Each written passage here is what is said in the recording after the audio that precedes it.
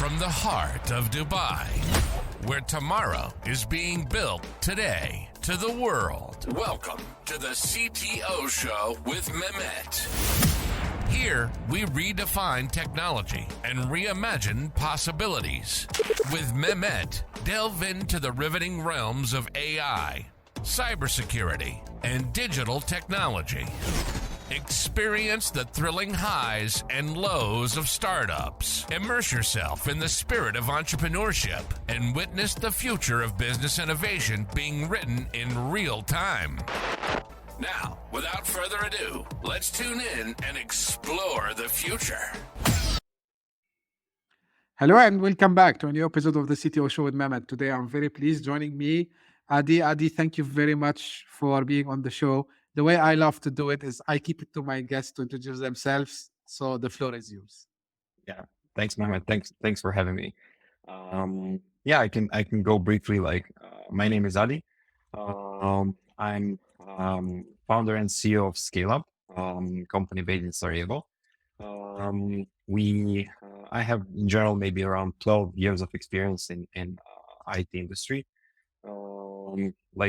In general, how that story goes, right? I started off as a software developer, worked for maybe 5 to 6 years, building different products, then switched to product management, and worked as a product manager for a couple of startups in some of the in Sweden, in Germany, in USA.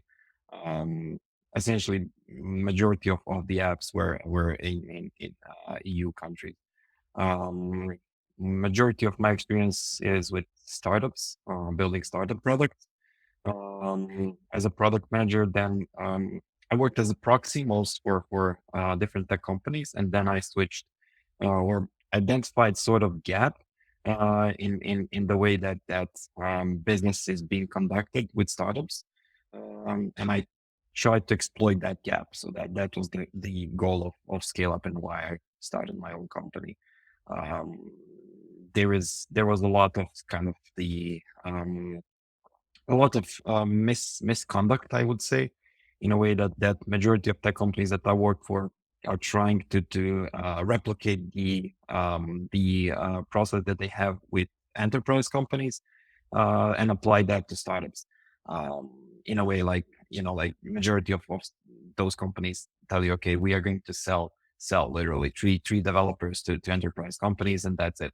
And trying to replicate that process to startups is not working because startups don't have the capacity or knowledge to handle and just integrate the team in developers into teams. So we are trying to exploit that gap and kind of offer the real partnership to startups with being their partner and handling everything tech related.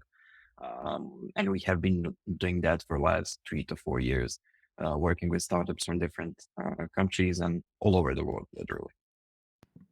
That's great. And I think we're going to have to cover a lot, Adi, on this space because, something immediately caught my eyes, like overselling to startups the same way you sell to an enterprise, which is great. But before we, go deep dive in that space and also about some of the trends like AI and so on,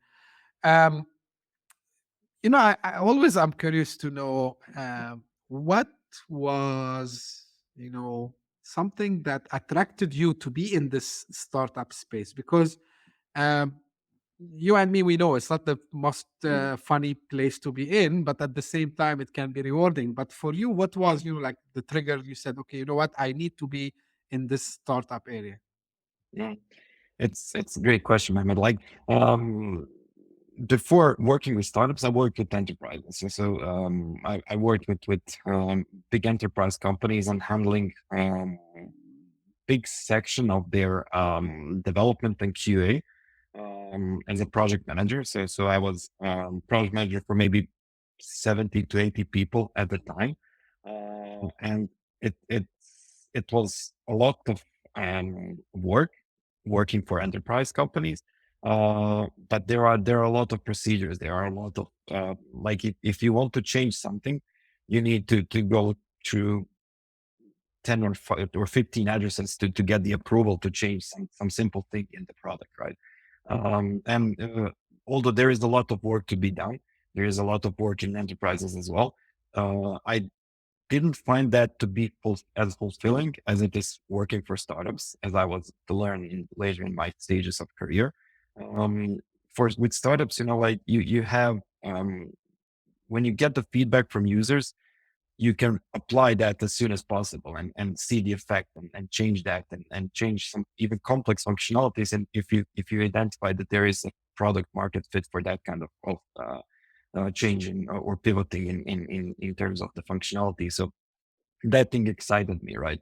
I started off with founding my two of my own startups.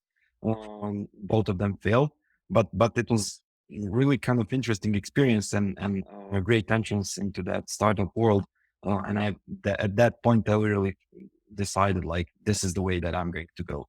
And this is the path that I want to be in, like having that decision making capability and being close to the founders that are decision makers on the product is what excites me. And then that knowing that next week the startup can be ultra successful, like literally we can onboard thousands of users, but also fearing that next week we can fail potentially.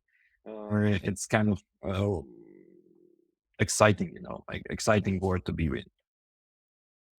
Yeah, 100%. And this is the same reason why I love also myself to work with startups. Maybe not from, too much technology perspective. It's more like about strategy, and sales and this areas. Now, na- there is a myth, Adi, and let's discuss it because you deal with startups on almost daily basis.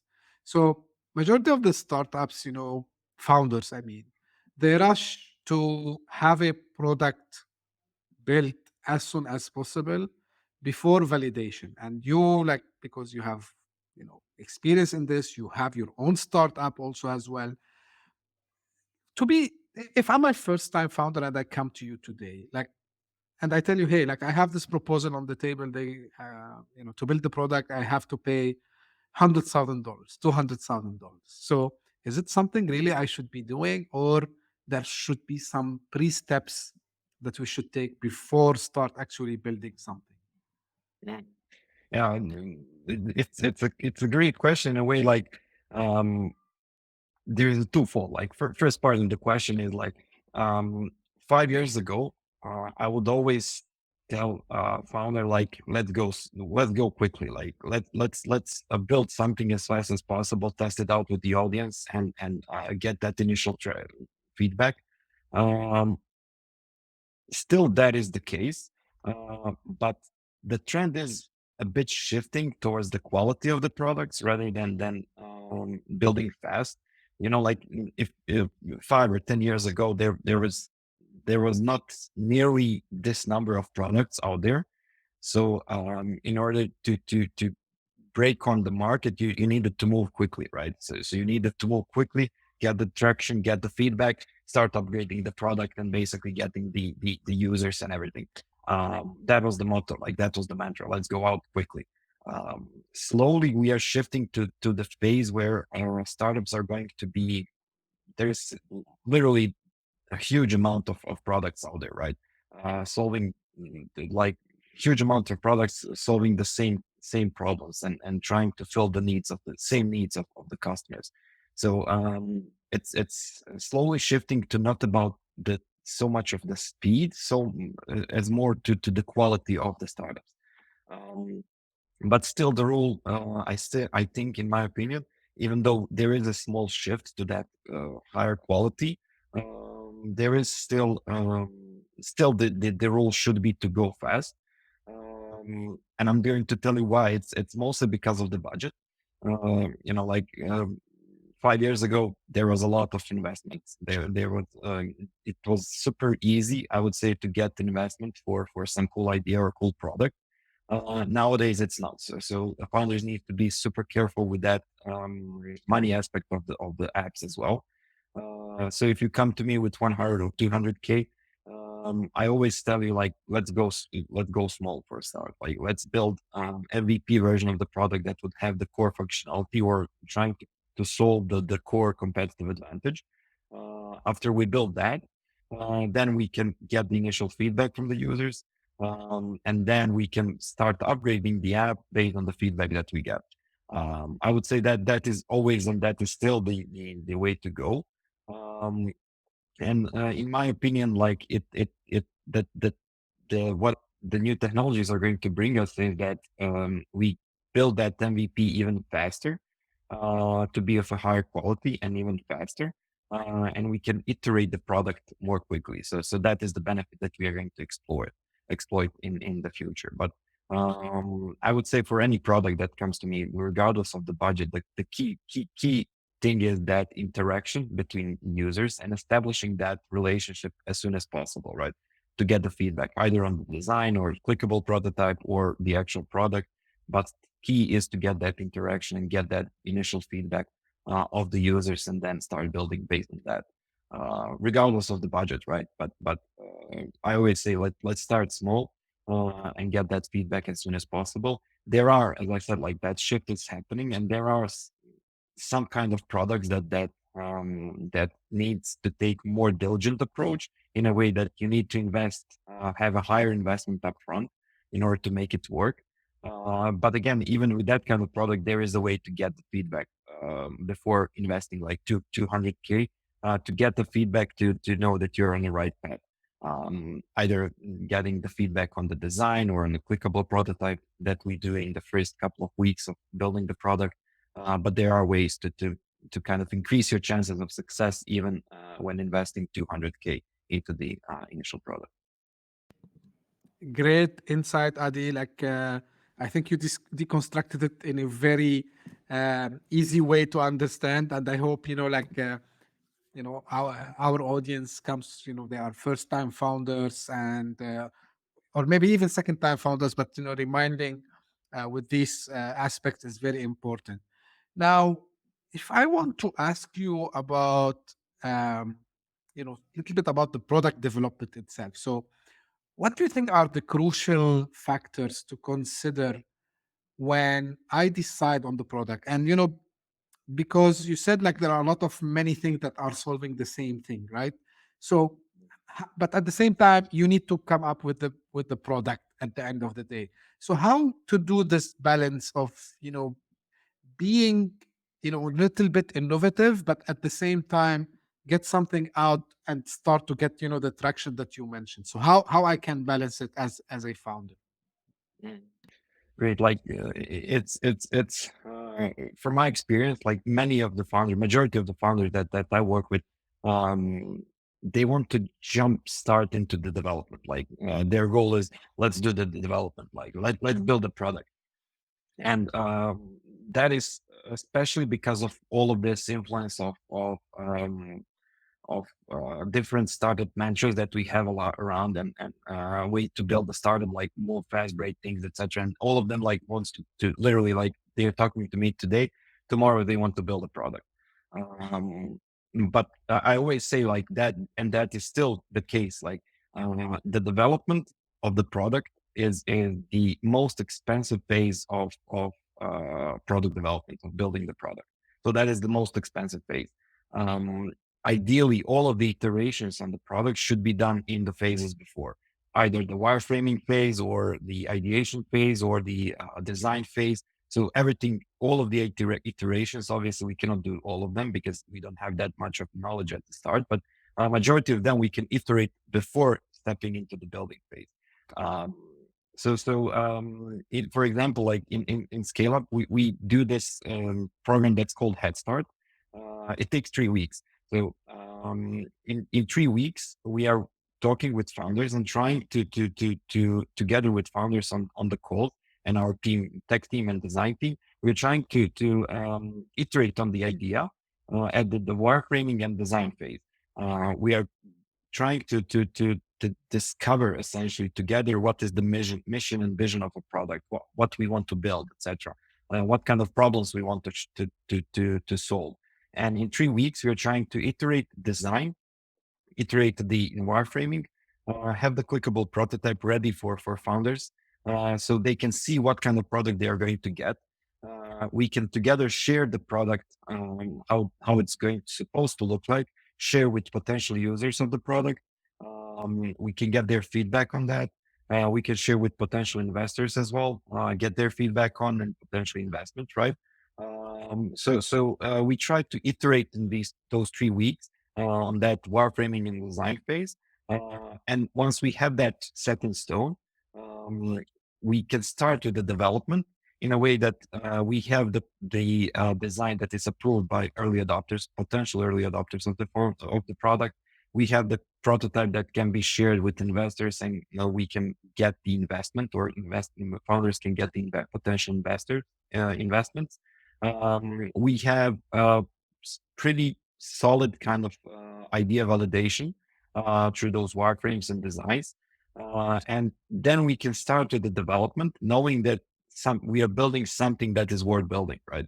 And at that point, founders need to invest more money into building product. So these 3 weeks, initial weeks are kind of more exploration or ideation phase, and preparing them. And this is why we label that as a head start, because literally in 3 weeks, we're giving the opportunity to have a head start in terms of the competitors and potential competitors and everything. So after 3 weeks, founders are know what they want to build, know why they want to build, know how much is going to cost them, know what is the timeline of the product, when the product would be ready, when the first version of the product should be ready, etc. They know exactly what kind of technological implications it might have.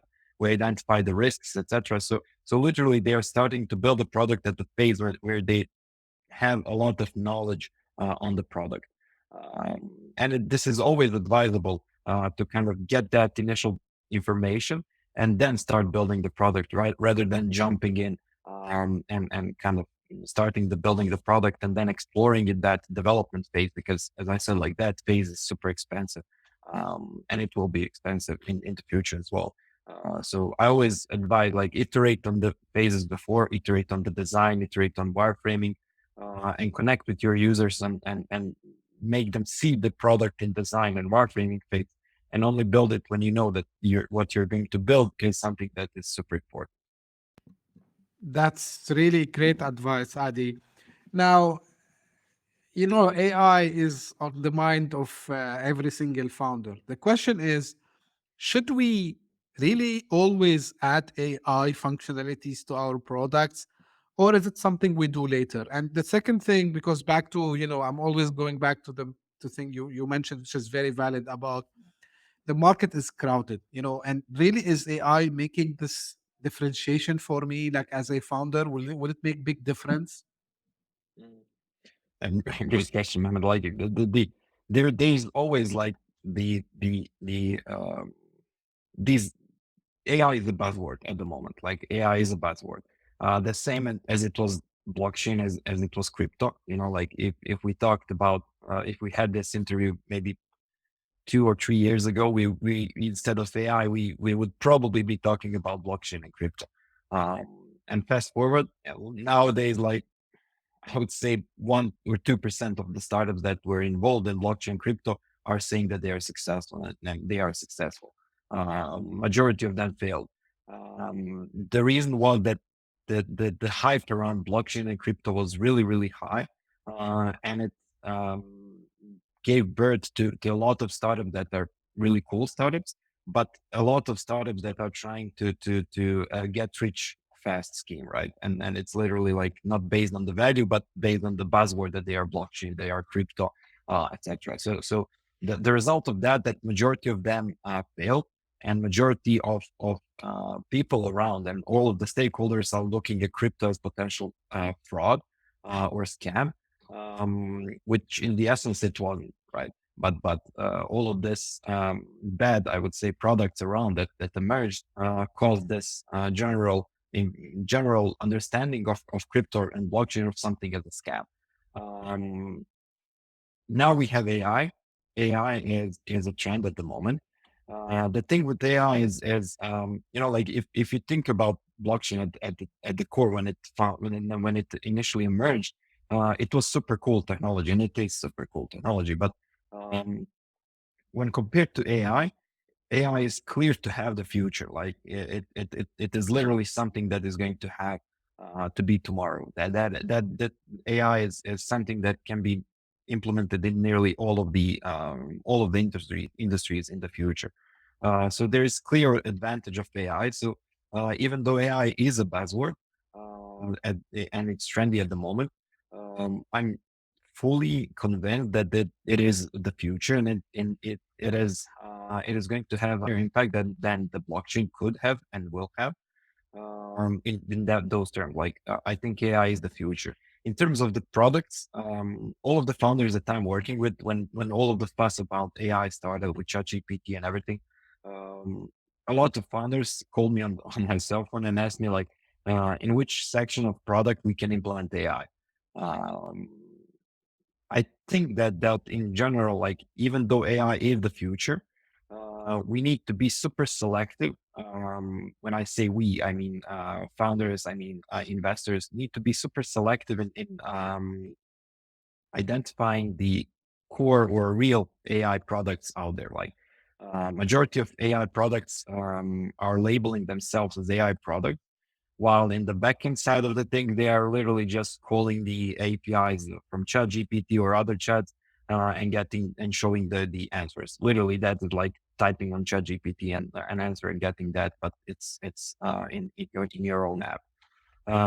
Honestly, there is for some apps like content generation apps, for example, that might be competitive advantage. Like let's connect AI and generate AI content, but for majority of the apps, it's not the leverage. It's not something that is going to establish them and give them competitive advantage.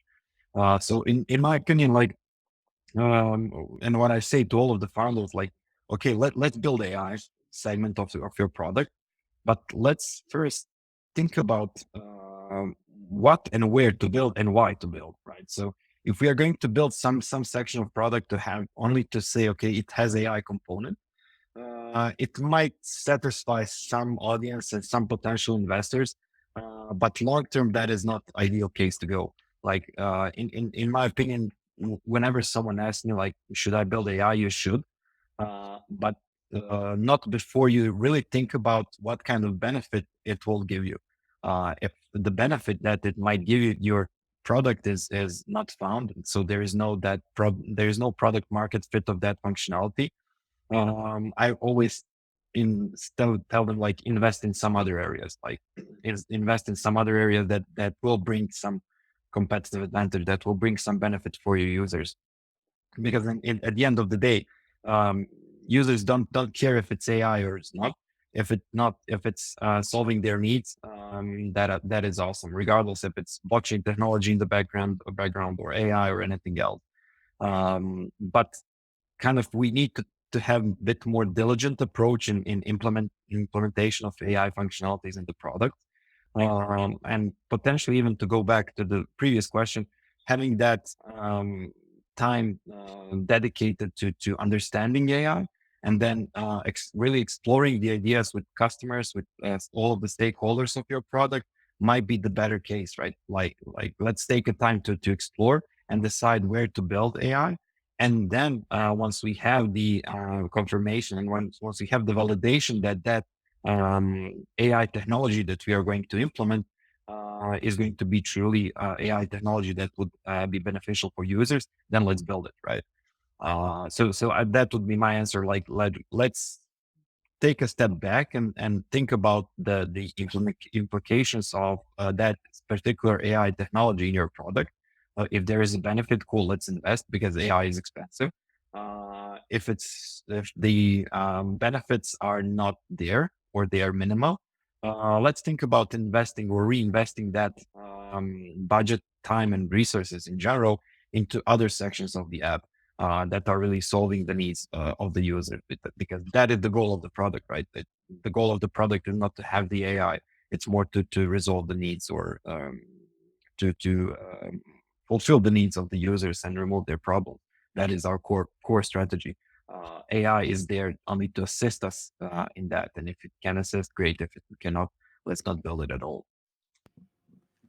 It's like going back to the basics of, what the product market fit is, and actually it is, getting the green light, let's say, from customer that yes, you are solving my problem using your solution.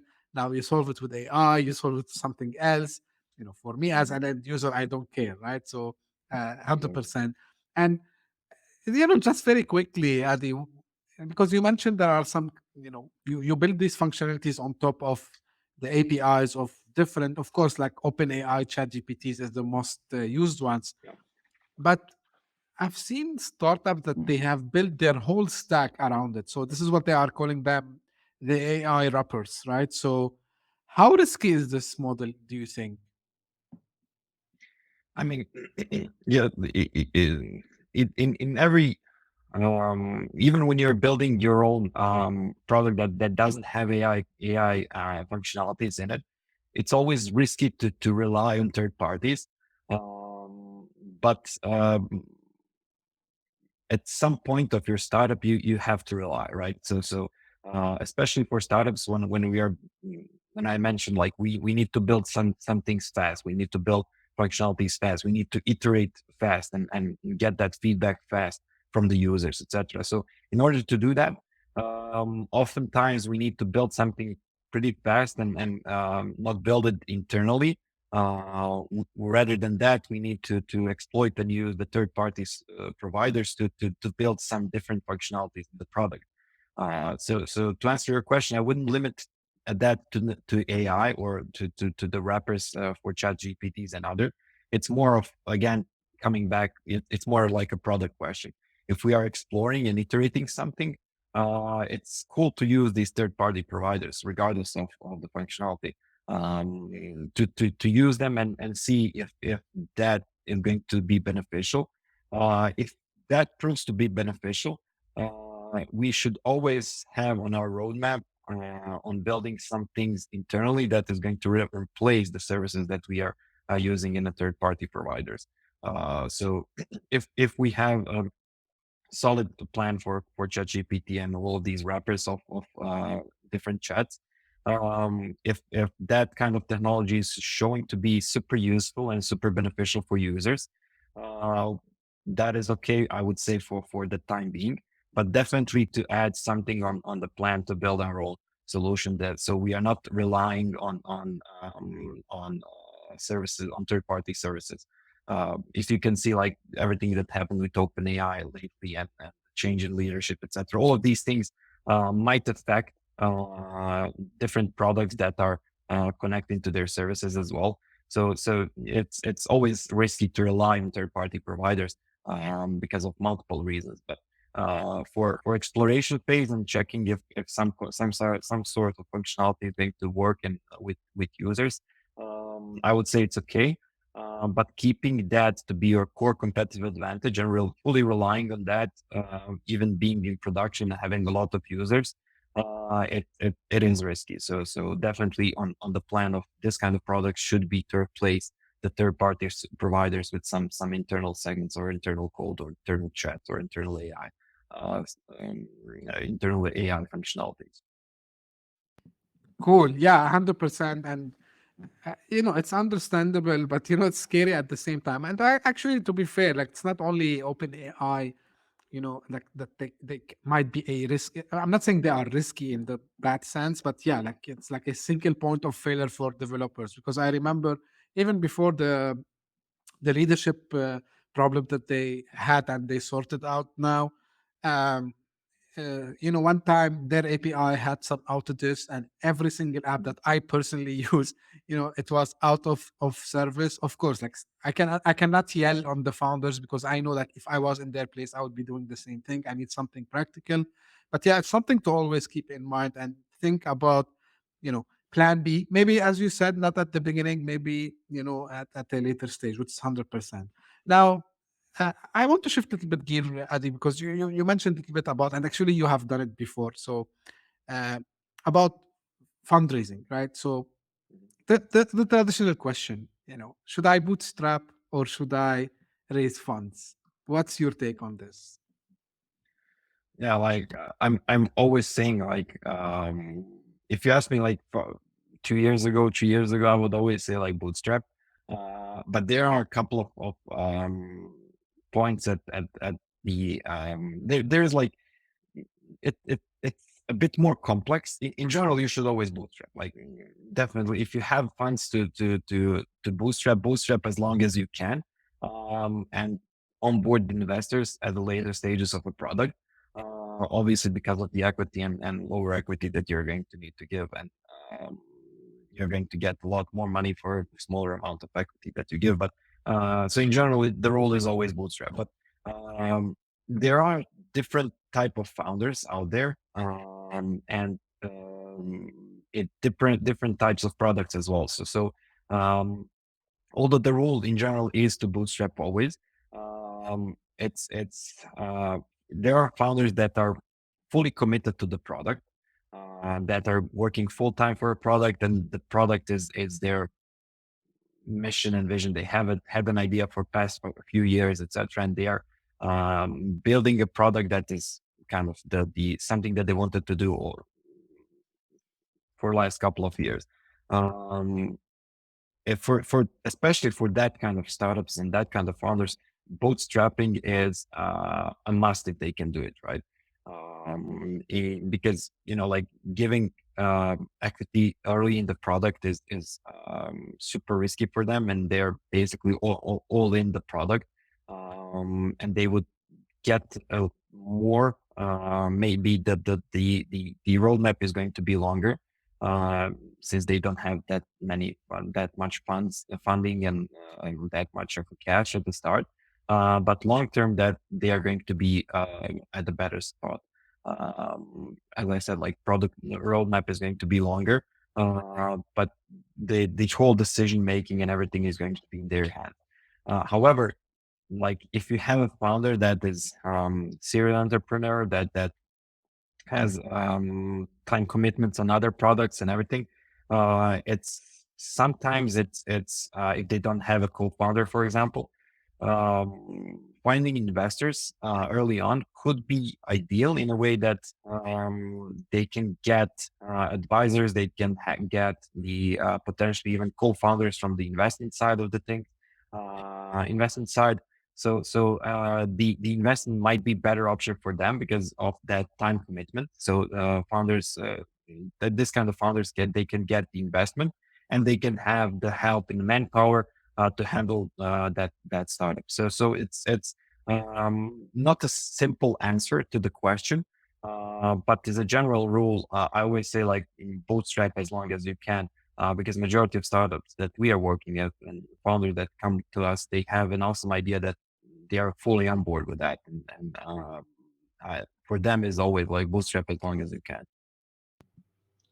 Yeah, great. And I think, to your point, that I'm seeing it, by the way, through my, experience with founders, it looks like when you are first time founder, I'm not saying this is the rule, by the way, but, majority of the time, what I'm seeing now, first time founders, bootstrapping is the way to go.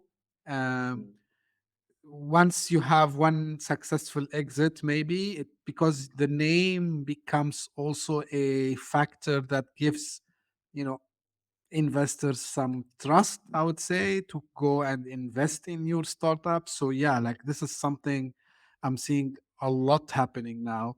Yeah. Uh, yeah, and because you're fighting for resources with other founders as well. So Mm. Yeah. yeah, so it's definitely something. But I believe also, Adi, like on this point, uh, even if it's a serial entrepreneur, there must be some I would say best practices to go and look to raise the capital effectively, right? Mm.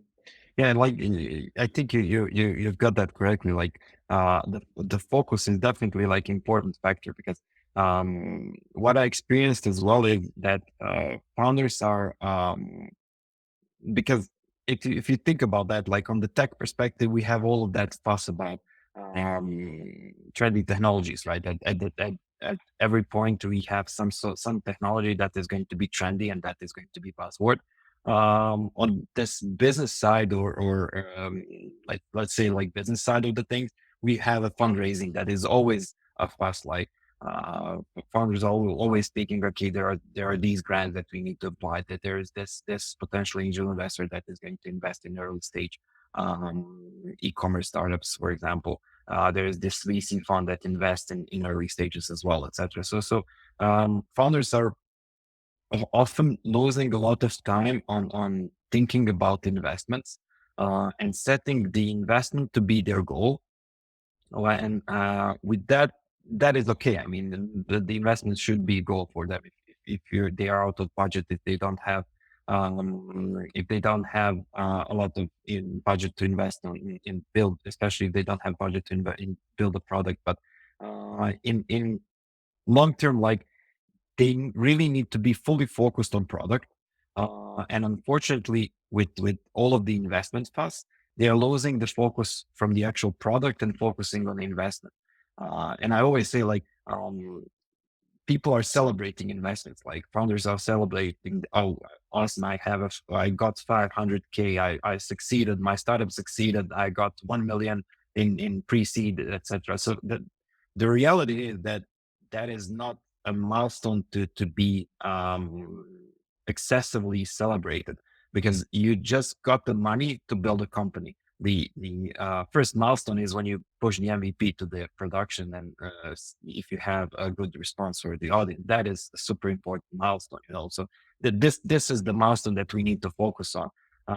All of these other milestones that we are celebrating are cool milestones, but they are only assisting us to getting to this milestone of satisfying the users and building the product that is going to satisfy the needs and resolve the problems of the user. So unfortunately, everything that around investments are affecting founders in a way that they are shifting the focus from the product to the investment, and thinking about getting the investment as a product success, while that is not the case. Like, the investment, the money is just the means to an end. Like, this is something that is going to assist you in your path of building successful product.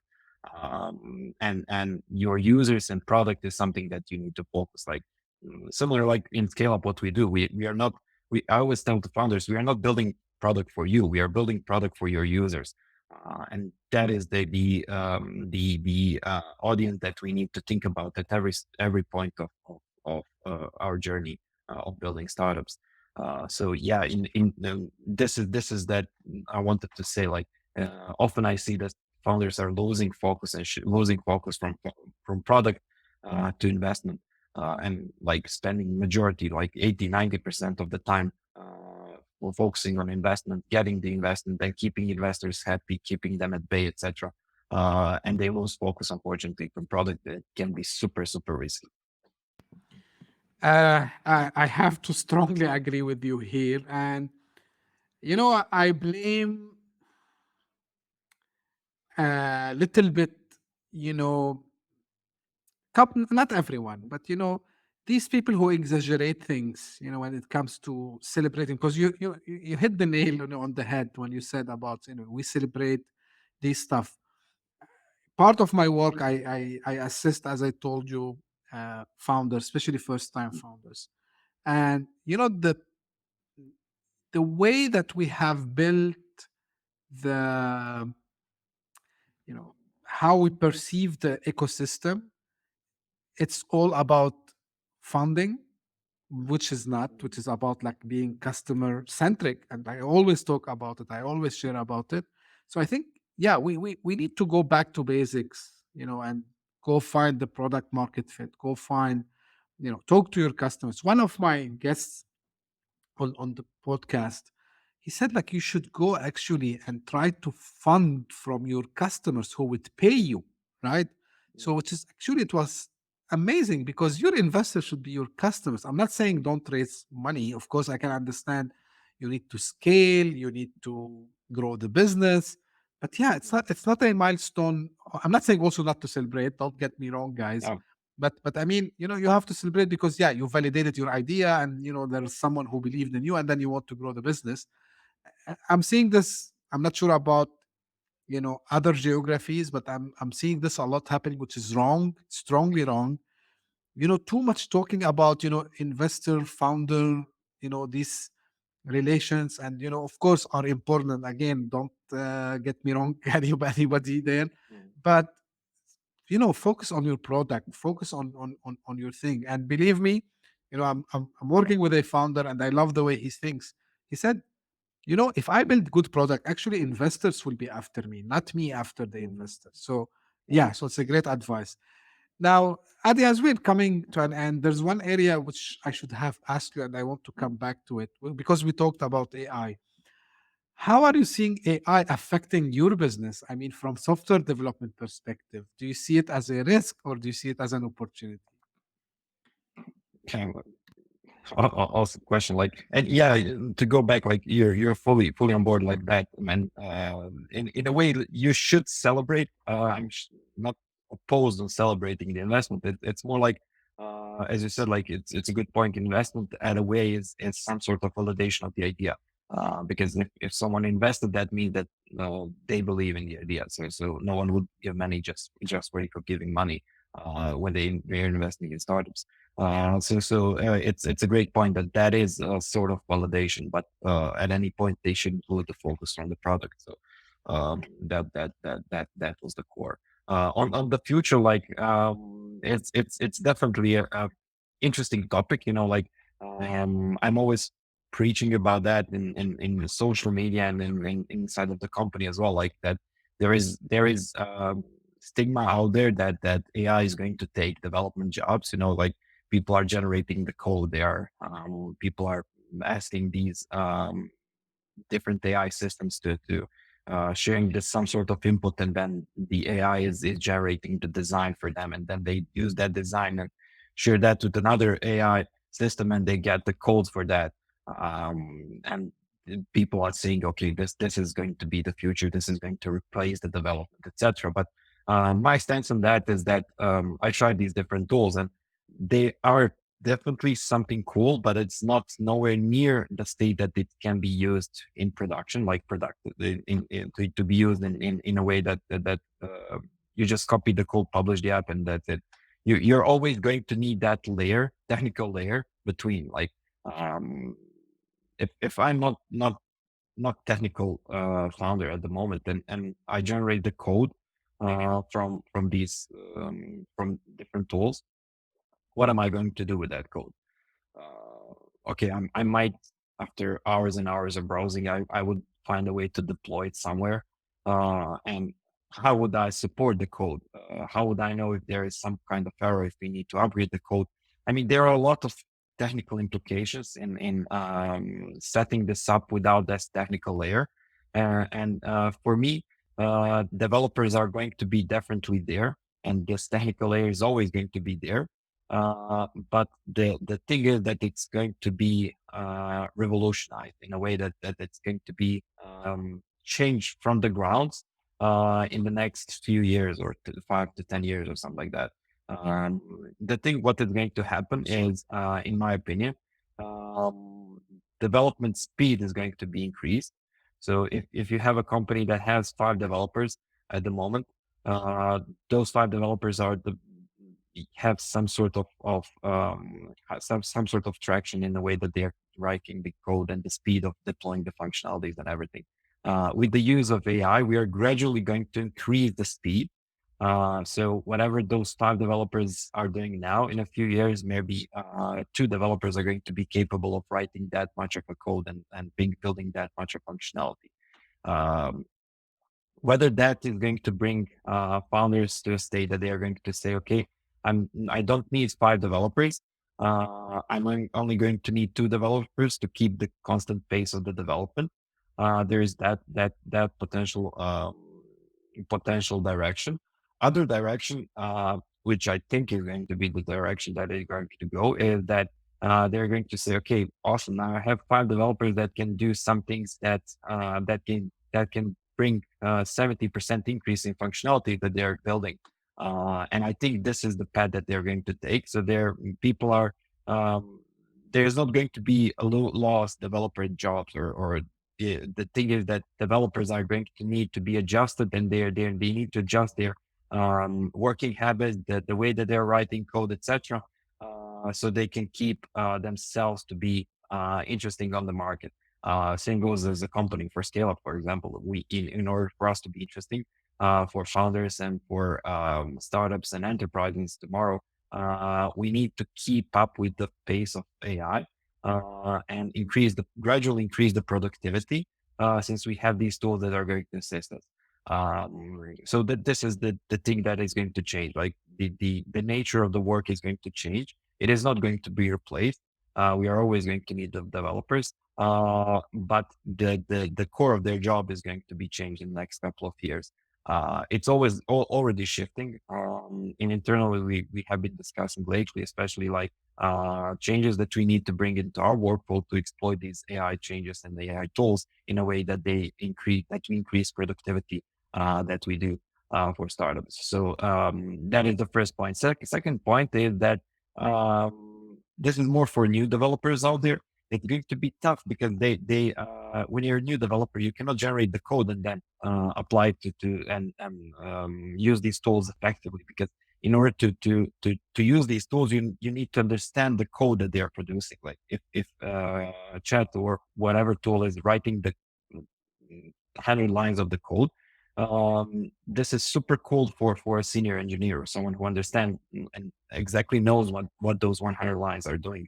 But if you take someone that is just started with software development and the tool generates 100 lines of the code, the problem is that if they don't understand what they do.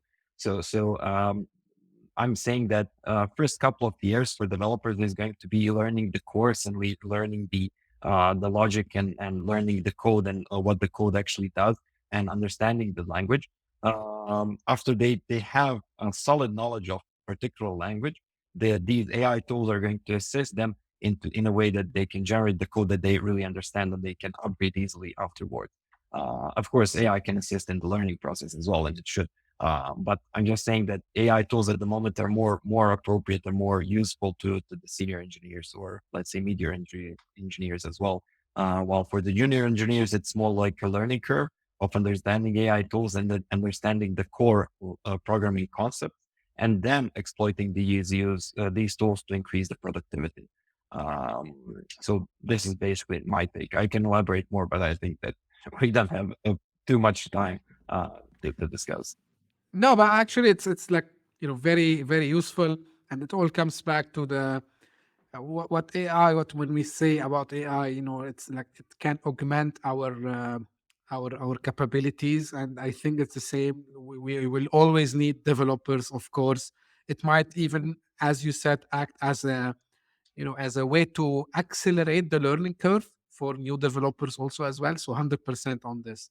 Um, yeah, so Adi, almost we've done. Just a last question I always love to ask: where can we find more about you and about your company Scale Up? Mm.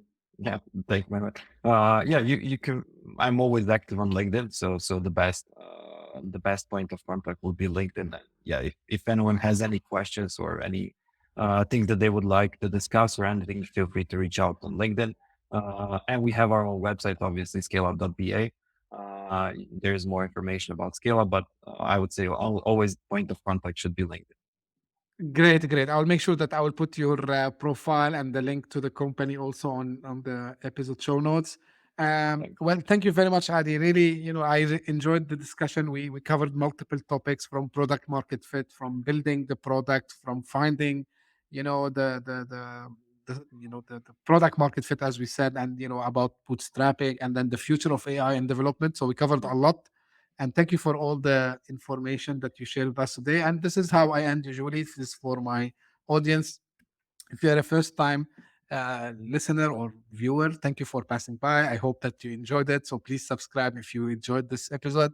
And if you are a loyal follower, thank you again for all your comments and for feedbacks. Please keep them coming in. And if you're interested to be on the show also as well, please don't hesitate to reach out to me, whether you have a new idea, you have a concept, you want to present us something interesting. So don't hesitate to reach out to us. And thank you very much. See you again very soon. Thank you. Bye-bye. Thanks, Mehmet. Hit that subscribe button, share the show with your tech-savvy friends and fellow entrepreneurs, and leave us a review on your favorite podcast app. Your support means the world to us.